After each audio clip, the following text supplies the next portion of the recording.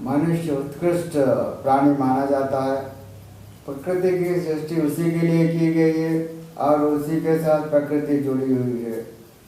प्रकृति की सृष्टि सृष्टिकर्ता से संबंधित है, इसलिए मनुष्य का संबंध भी सृष्टिकर्ता से रहा है। कहने का मतलब यह है कि मनुष्य की बढ़ती हुई संस्कृति के साथ साथ धर्म का प्रचालन भी होते आ रहा है। यह मेरा इंट्रोडक्शन विज्ञान शास्त्रों और बड़े बड़े ग्रंथों की तरफ संकेत कर रहा होगा, किंतु मेरा चैनल का मतलब यह रहा है कि बड़े बड़े ग्रंथों की तरफ जाना नहीं है, क्योंकि बुद्धि बड़ी पड़ी जग मुआ पंडित हुआ न कोई, ढाई आकर प्रेम का पढ़ी से पंडित हो। धर्म का सिद्धांत मानवता है और मानवता प्रेम के बल पर निर्धारित है। गीता के 3 से 6 अध्याय कर्मयोग यानी योग ऑफ एक्शन के बारे में बताते हैं, तो 7 से 12 तक के अध्याय भक्ति योग यानी योग ऑफ डिवोशन के बारे में बताते हैं, और अंतिम 6 अध्याय ज्ञान योग द योग ऑफ नॉलेज यानी कर्म, भक्ति और ज्ञान। यह 3 रिलीजन के प्रिंसिपल्स हैं। किसी भी रिलीजन का उद्देश्य सर्वे जना सुखिनो भवन्तु।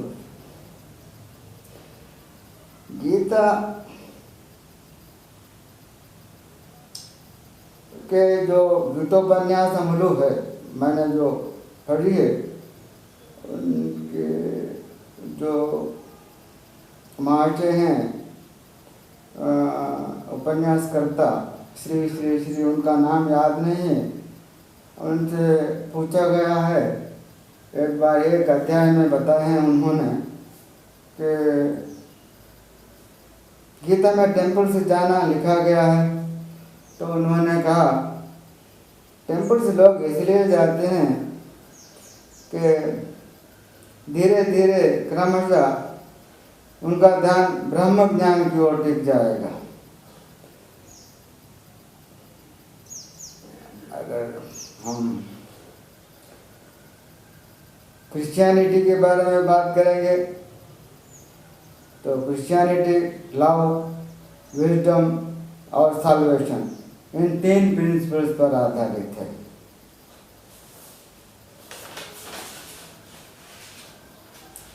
जब हम किसी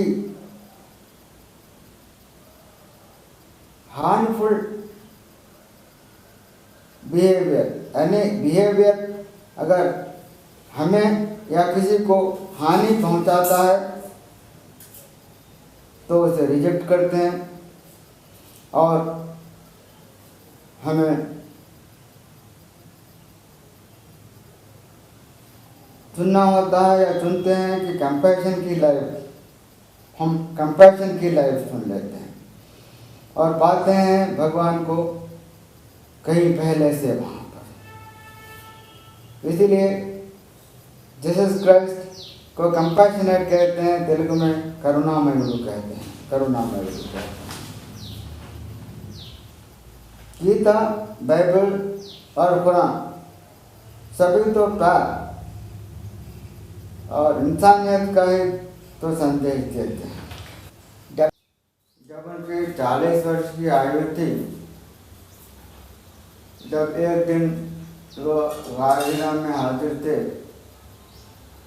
तो आर्कैंजल जिब्राइल अलैहिस्सलाम तशरीफ लाते हैं और कहते हैं कि इक़रा पढ़ी। बिस्मिल्लाहिर्रहमानिर्रहीम। शुरू अल्लाह के नाम से जो बेहद मेहरबान निहायत रहम वाला है। एक खलक, पढ़ अपने रब के नाम से जो सब का बनाने वाला। खलकल इंसान मिन अलक, बनाया आदमी को जमे हुए लहू से। इक़रा व रब्बुकल अकरम, तेरा रब बड़ा करीम है। अल्लज़ी अल्लम बिल कलम, जिसने इल्म सिखाया कलम से।